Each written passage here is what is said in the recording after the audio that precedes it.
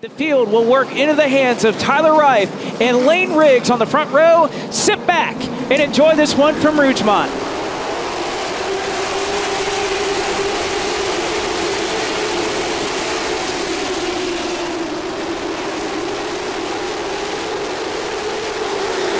A number of fans come to their feet and they'll salute the hometown hero, Lane Riggs. A marvelous start for him. Reif could not get it going.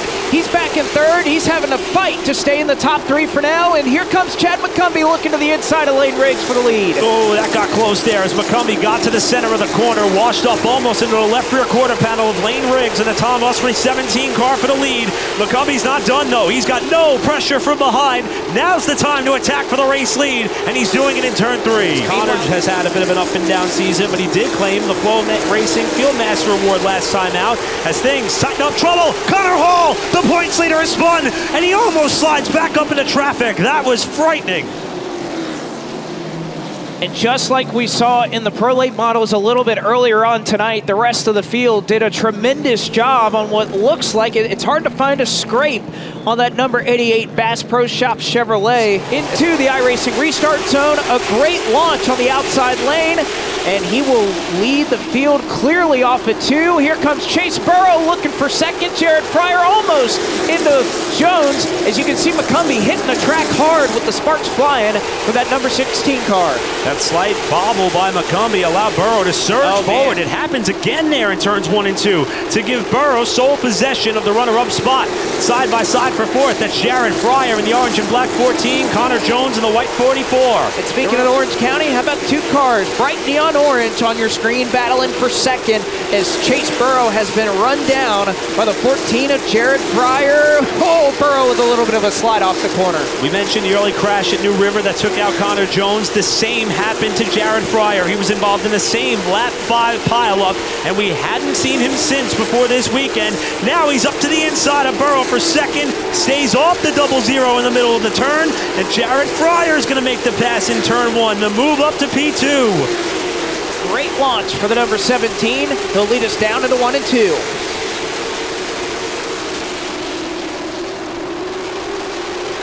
Jared Fryer continuing his march. He's going to have Chase Burrow at the stripe. They almost look 3 wide behind him. Cade Brown also taking advantage to try to get by Chad McCumbee. And in the middle of the pack, it is absolute madness. Brown behind Burrow, behind him McCumbee in the 16.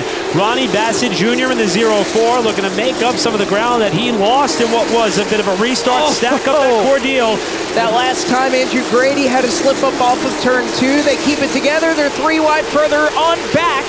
As there you can see the 81 of Minnie Tyrell trying to make up some spots. They're all stacked up behind Connor Jones of the number 44. Honeycutt takes advantage. Brandon Pierce down to the inside. He puts Tyrell to the middle as they come off turn 4 with rookie Donovan Strauss to the outside. And Pierce using every bit of racetrack. In fact, he dipped his left front onto the apron trying to give these drivers the room. 3 wide may not work here for long, but it is working now for Brandon Pierce. That car is turning off the corner. Strauss able to clear. They'll finally get back to 2 wide. Oh, Pierce sent it in deep. A little bit of contact there in the door of Minnie Tyrell. Tate Fogelman in the 8 car behind Tyrell, having a great night in the late model stock car. Here's Brown and Burrow almost coming together off turn 4 as now Brown is up in the 3rd spot. And he's taking the run off of turn 4, trying to pass Riggs for the lead. Riggs is going to try to hold him tight and not allow Fryer to get a good drive off the corner. From the center, it's Riggs who pulls him up off turn 2. Look at Fryer drive that thing down into turn 3 and power his way off 4 to try to slide up to get the lead. And Riggs gave him room. He knew that that move was coming, but he's going to hold him tight. Meanwhile, here in 1 and 2, he'll keep the momentum off of turn 2, side by side. Halfway home here at Orange County. This is the battle for the lead, and Jared Fryer wants it. He'll have it at the stripe. And this is what Cars Tour Late Model Stock Racing in Orange County is all about. A lot of respect being shown between these veteran drivers right now, but it may not last for the final 60 circuits as they come back to the line. Riggs still trying to keep the fender out there. Fryer pushes wide. And Fryer again trusting what Riggs is doing there. Riggs trying to hold him at bay, but it's not going to be enough right now. Fryer with the run. Riggs may try to cross him over, but he'll think better of it.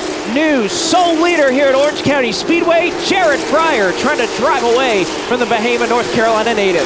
Looking a little bit stronger here with 43 laps to go. Cade Brown What a rebound it has been after a struggling 2025 as trouble in 1 and 2. Camden Gully, Doug Barnes, Laney Bice, Landon S. Huffman is a couple hundred feet ahead of this one, and Parker Eatman, I believe, just slowed it down, but not before he nestled into the right rear quarter panel of Carson Lofton. Caution is out. And this multi-car accident in turn 1 took place, and it's Bice and Gully who were the first two to go around. Wow, Landon Lewis. Oh, I mean, he just slipped by for himself. He just catches Gully, and then Barnes nearly had it missed as Landon S. Huffman, who was also trying to get on the binders to stop, was unable to do so. And then, honestly, I think Parker Eatman's going to be pretty okay with that. There may be some fluid laid down there as he was trying to come to a stop. As Jared Fryer has just over 40 laps left to try and fend off his lead as he brings him through the iRacing restart zone. The entire field 2x2. Contact made in 1 and 2 for the lead. Lane Riggs trying to wrestle it away from Jared Fryer. And Fryer is going to be able to protect the lead for now. Brown to third in the 4-car. Honeycutt looking for a way by to the bottom as they go to turn 1. And the Hettinger Racing number 71 with Ronnie Bassett Jr. now filling the void to the outside for 4th, but he can't pull alongside. Bassett does not want to let Honeycutt back up in front of him. He's going to hang on the right rear quarter if he can, and he's still going to be out there. Not clear from the spotter, the number 71 Hettinger Racing machine. But this time off of 2, it's going to be enough just slightly to get the job done. Bassett still trying to hang on, though. Drive back off of turn 4. Honeycutt, a little bit of a bobble. Oh, trouble. Tyrell into Tate Fogelman and up into the wall in turn 1. Wake County winner, and the driver who came into the night second in championship points, Minnie Tyrell, bounced off Tate Fogelman on the front stretch and has slapped the wall in turn 1. Lane Riggs, Jared Fryer will lead us back to the green as they were fanning 3 wide before they reached the iRacing restart zone. And Jared Fryer once again looking for the lead off at 2. This time Cade Brown looking to throw his name into the mix amongst the top 2. Contrary to what we saw in the latter stages of the Pro Late Model race, the outside line continues to be the preferred line for these restarts as now Brown gets a good drive off 2. Looking to the bottom on Lane Riggs in the 17 for second. Honeycutt holding 4th behind him. Double wide throughout the rest of the field, it seems, just behind Honeycutt. And it's Honeycutt holding off Bassett. Meanwhile, Connor Jones starting to work the high side, the very high side of this racetrack yet again. Bassett, I think he feels like he's a little bit stronger than Honeycutt, but he has nowhere to go. And Chase Burrow trying to make some moves and get the job done on the bottom. The car just not rotating to his liking, but again, it looks a little bit better than what we saw earlier. At that long run, he was struggling loose and not nearly as sideways right now is Chase Burrow. No, correct what I said on Connor Hall. He just now cracked the top 15. He runs 14th on what could be a big rebound night as this battle for second comes together. I think Cade Brown knows, again, there's no competition yellow to look forward to, so if he's going to make this pass on Lane Riggs, he's got to make it quickly to give himself some time to go back and chase down Jared Fryer. So every single lap, you see that 4-car starting to move up a little bit higher, starting to use up a little more of that 17 car, because this battle is not helping him at the moment if he's going to go chase down Jared Fryer. He's got to get the job done and get it done fast. 1 year ago, the RNS race car team with Bobby McCarty won the pole for this race. With McCarty at the helm, they led 86 laps before a late crash put them out of the contest with only a handful of laps to go. Looking for redemption is this race team at this racetrack with a young driver looking for redemption of his own after a very strugglesome 2024 caution. Caution on the racetrack. Whoa, and Tyler Reif almost got turned around right as the caution flag came out. Yet again on the outside lane. He gets the launch into 1 and 2. Riggs going to try to move up in front of Cade Brown. He's going to be able to do so off of turn number 2. Brown trying to protect the spot on Honeycutt as he's almost under the fuel cell of Lane Riggs, who's running in second spot off turn 4. And turn 4 has been the tightest spot to watch all of these cars. Oh, Honeycutt up in a Burrow, who opens the door for Bassett to try to get up into the top 5 again. Again, he wanted to protect the outside, but Burrow was out there, and now Bassett going to have to do the same with a big slide off the corner. He holds on to it. Burrow's going to try to get back at him. Now Brown in the exact same position he was just a couple of laps before the restart, trying to get by Lane Riggs, but this time he drives it in deep. Is Riggs going to live for him? Oh, man, that is close. We've seen that result in tears in the Pro Late Model race off turn 2, but these drivers both gave each other just enough room to survive the exit of turn 4. What's going to happen this time as he's up in the door?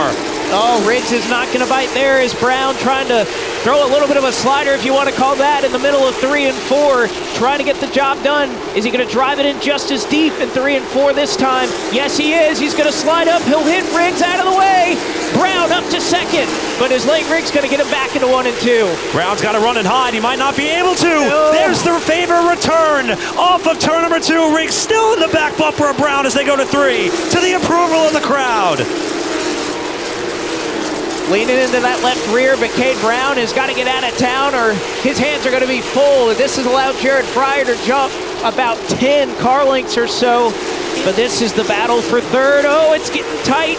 There's a little bit of contact made between Riggs and Honeycutt. Almost squeezed into the fence is Lane Riggs. Honeycutt knows he's got to start fading up wide if he wants to gain an edge in this battle, while first and second have taken off. And they almost touch again off turn number 4. Honeycutt may be able to pull up in front of the nose of the 17 car, and he does.